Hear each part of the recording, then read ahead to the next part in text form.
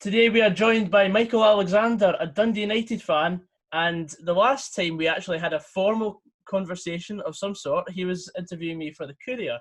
So roles have completely reversed, and I'm going to be asking him about Dundee United and how he thinks Dundee United are going to be doing for the forthcoming season. So first of all, we've got a bit of housekeeping, Michael. Tell us about how you started supporting Dundee United. I was actually quite a latecomer to going to games. When I was at primary school, Dundee United were doing well in the 1980s. Doing well in Europe, winning the league and stuff. And I think I was a United fan without ever going to games because nobody in my family went to the football at that time. Mm-hmm. My first United game that I actually went to was in 1993. My sister at that time, she was only 11, and she desperate to go to a game. So we went along to the Dundee Derby at Dens Park. I think it was April 1993. I think United won 4-0 that night. What I remember most, apart from the result, what I remember is the splinters in the old stand at Dens Park. So we kind of sat up in the stand. And obviously we were hooked, and I think we went to most of the games for the rest of that season. And then we had the cup run the year after that with Ivan Golak. And I've been going ever since, really. That's fair enough. And you're a season ticket holder yourself, as you told me. Yes. I had one about 20 odd years ago, quite regularly, and I sort of, when I had kids and stuff, they kind of had a wee lull. But the last couple of seasons, I've persuaded myself to get one back, and please don't tell anyone, but I got one this season as well, which might not seem the most sensible move to do at this time, but it's a commitment. Yeah, a season ticket is a commitment, and I mean, in these times, like I was also reluctant to get a Motherwell season ticket because I'm fresh at university, and the fact that I'd only just enough money for it, I just thought, well, stuff it. And then the virus happened, so we're not probably going to get our value for money, but. I mean, if your team does well, I think that pays dividends anyway.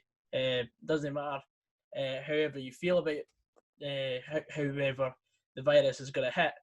As long as your team does well out of it, that's, in my opinion, the main thing.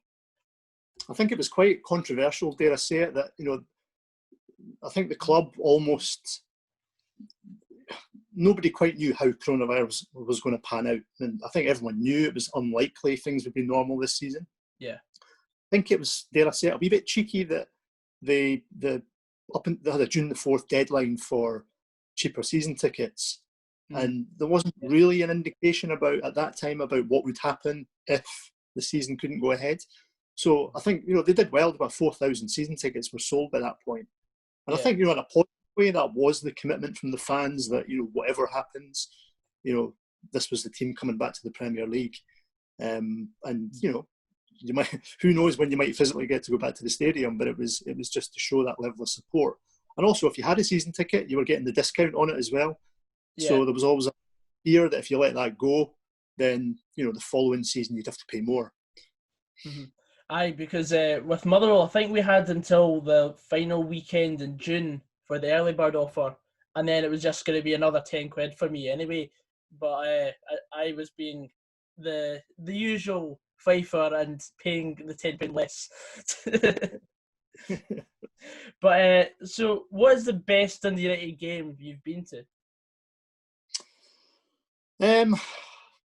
There's been a few. I'll be cliched and say it was the cup final in 1994 when United beat Rangers 1-0.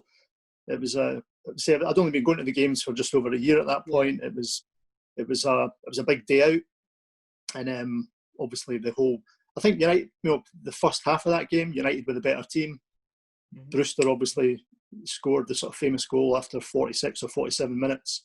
And then, there was always that rivalry between United and Rangers as well. So yeah, it was the big Rangers team at that time that were flying high. So it was a sweet moment when United got that result and of course won the cup for the first time.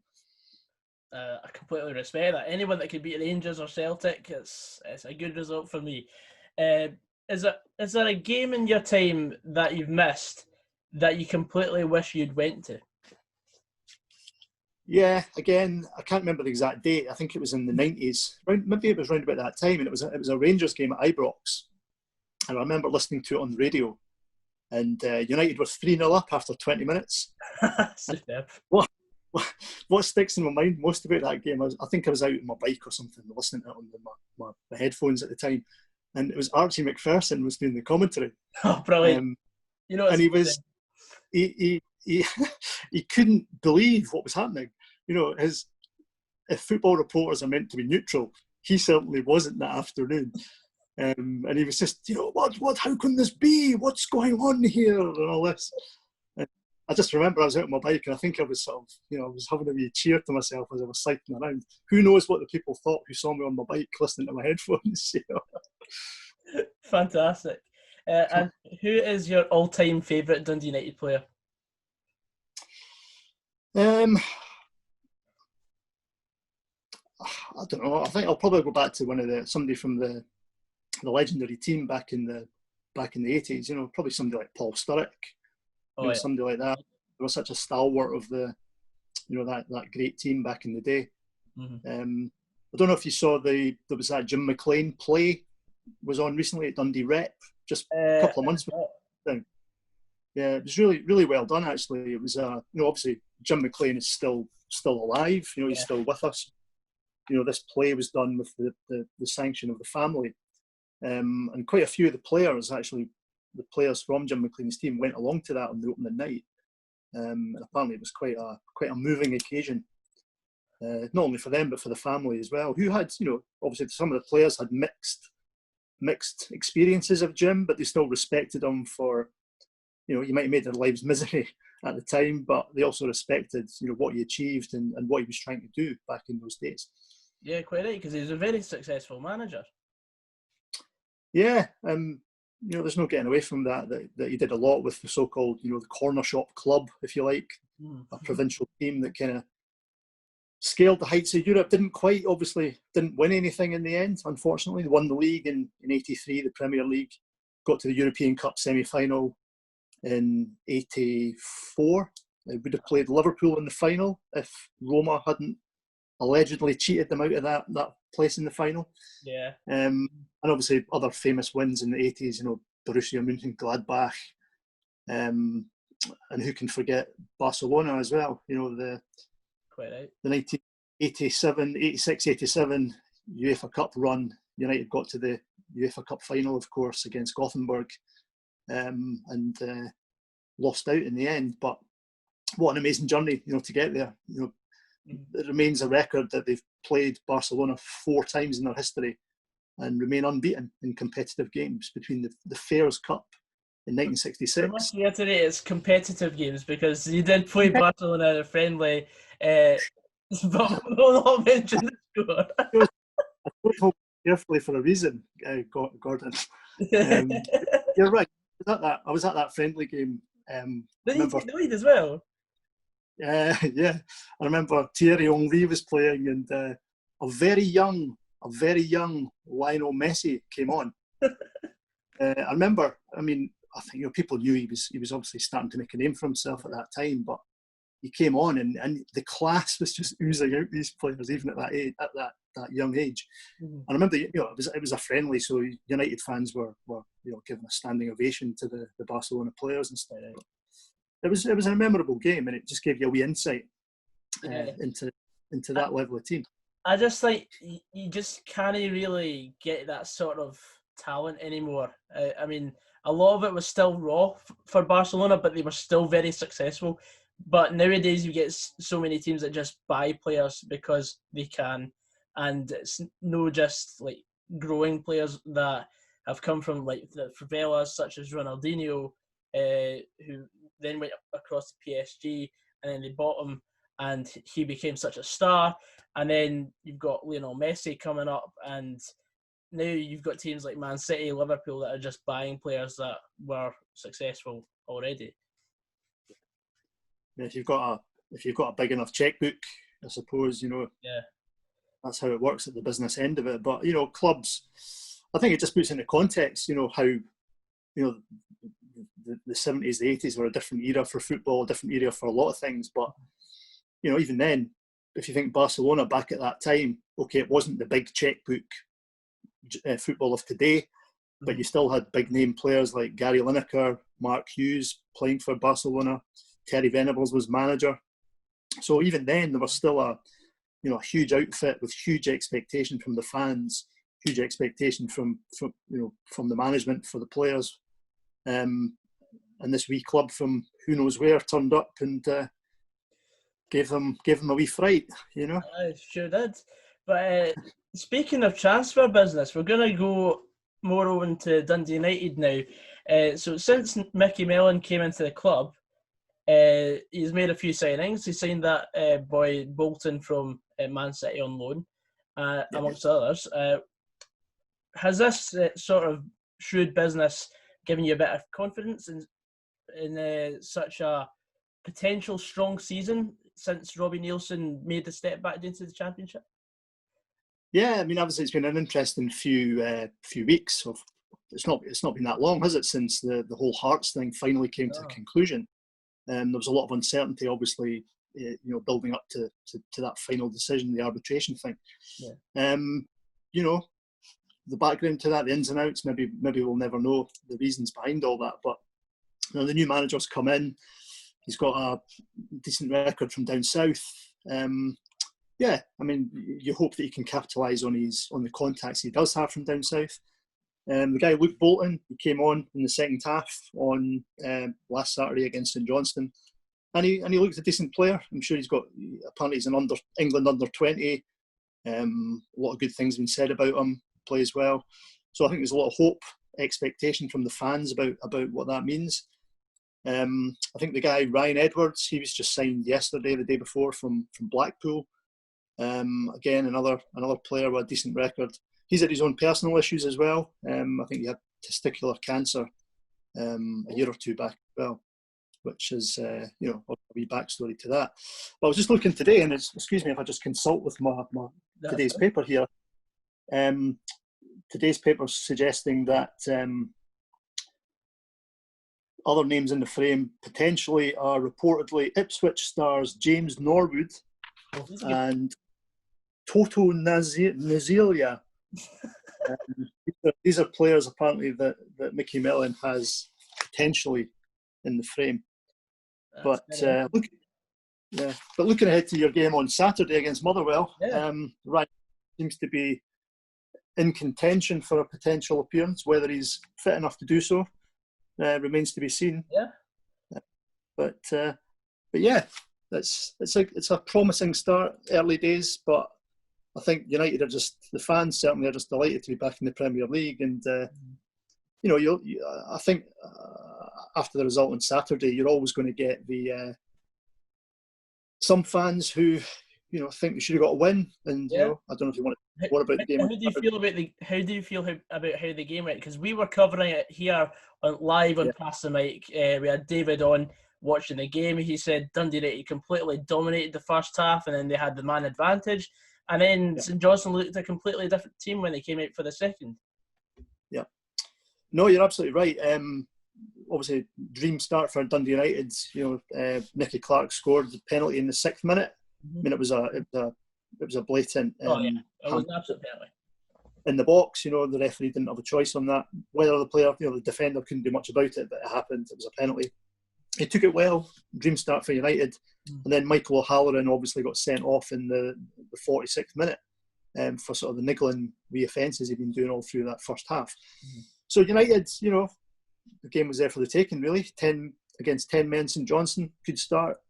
But then fair play to St Johnstone, they came out the blocks in the second half, and they did look the better team. Liam Craig scored that goal from a volley. It was a well-taken goal. No one could argue with that. I think, was it Connolly was getting a lot. I know that later that night, getting a lot of use on social media from fans. They highlighted on Sports Scene that the centre defensive mid for Dundee United got dragged into the sort of St Johnstone half. And then basically St Johnstone sort of played over him, and it went over to the right-hand side, and Connolly failed the clearance. And, I mean, no one can defend a volley such as of the left foot of Liam Craig, but at the same time, he had about 10 yards around him when no one was actually marking him. So there was, I think Dundee United has had as much to blame as much as you'd want to give Liam Craig credit. Yeah. Well, I think it was interesting that inevitably nowadays some fans were given Connolly a fair bit of abuse on social media, but then I think Connolly actually answered back at one point and said, "Look, he more or less held his hands up and said, I think he was also highlighting what else he did do in the game on a more positive note. So, it's fair play that he kind of faced up to what people were saying. But you know what it's like. Some of the abuse that players get is, way out of hand, and there's a fine line sometimes between constructive criticism and just downright silliness. Yeah, you're absolutely spot on. So, who would you say is the one to watch this season for Dundee United? And I know everyone knows the capabilities of Lawrence Shankland, but in your opinion, who else is there to watch out for in the Tangerine? Yeah, Lawrence Shankland's obviously one to look out for. I mean, he had a fairly quiet game on Saturday against St Johnstone. I'm sure he'll be hoping for a slightly noisier season ahead. I mean, I think these new signings that we've mentioned, I think Luke Bolton, as I say, we should keep an eye out on him as a winger. It's been a while since United had a decent winger, so we've got a few good crosses in from him. Mm-hmm. I think the American Harks is a good player. He's really grown into the team. He brings that sort of American dimension. Him and Dylan Powers last season were kind of almost becoming cult favourites amongst the fans as well. It's the whole American. I mean, you probably know Harks has got this great backstory that his grandfather grew up overlooking Tannadice. Oh, really? Emigrated to the United States back in the day, 1950s. And there's a nice wee. I remember there was an article in the paper not long after Harks signed for United, because he grew up in New York, and he phoned up his grandfather and said, "Grandpa, you'll never guess where I am." And of course, this old boy's broad Dundonian living in New Jersey. He goes, "Where are you, son?" And he goes, "I'm at Tannadice. I've just signed for Dundee United." And excuse me. No, that's brilliant. I really like fairy tales like that.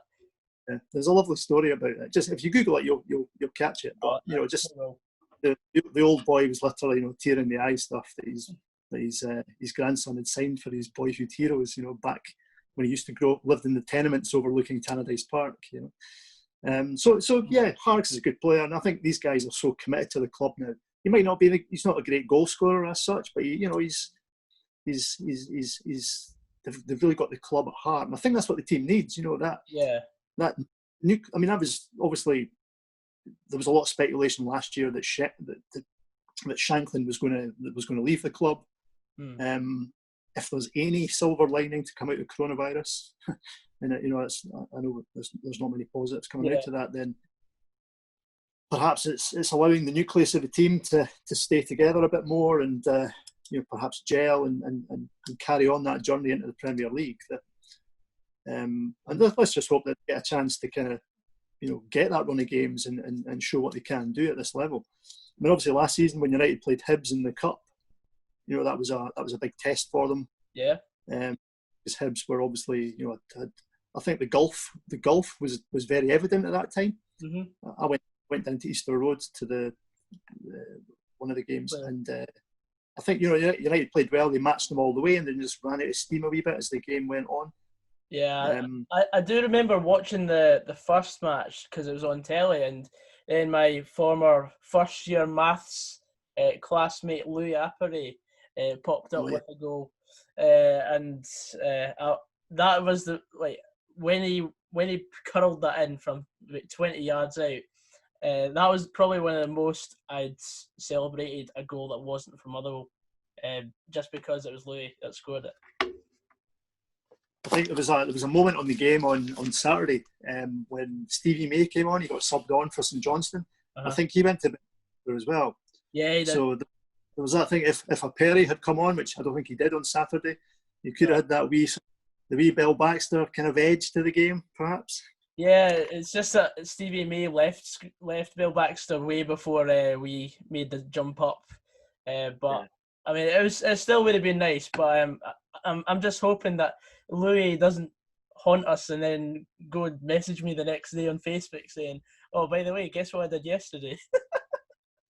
Well, that was one of the things that there was a wee bit of fear factor on. Again, going back to last Saturday when Craig Conway came on as a sub in the second half of Johnstone, and obviously he was a star of the United team, the 2010 Cup winning team against Ross County. He got a couple of well taken goals in that game. 10 years on, the bearded, slightly older version of Craig Conway comes on without Goodwillie as his sidekick. And you're always thinking in these games, oh no, he's going. You know what's going to happen? Because we've all been there. We've all seen these games. Quite right. So, do you have a score prediction for the match on Saturday? No, you've put me on the spot now, haven't you? This is what we do. I must admit, I've not been following Motherwell's form, so I know that he didn't have a great start to the. No, we didn't. The thing is, we had the chances, but we just weren't clinical enough. And in my opinion, we had it was a questionable team selection. We had Turnbull playing on the left wing, sort of interchanging with Liam Polworth, which is not very good because neither of them are actually left-sided players, and it was more for them to actually cut inside and maybe have a shot from 25 yards. But that didn't work, and we also missed a penalty. We had a man sent off. We were basically an own goal away from a perfect match. Yep. Well, that sounds promising from a United perspective. In that case, I'm feeling optimistic now. I'm going to say 2-0 to Dundee United. I'll respect that, and we'll see who comes out on top on Saturday. But thank you very much for coming on, Michael. And this is the opponents review section complete on the match preview. And thank you very much for coming on. Enjoy the game on Saturday. And I would say the same for yourself, but I don't want you to enjoy the game on Saturday. But so I'll let you get back to whatever you were doing before. Yeah. And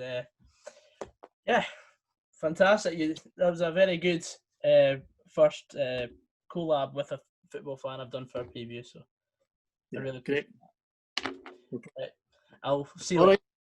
Right. Okay. Thanks. See you later. Okay. Bye.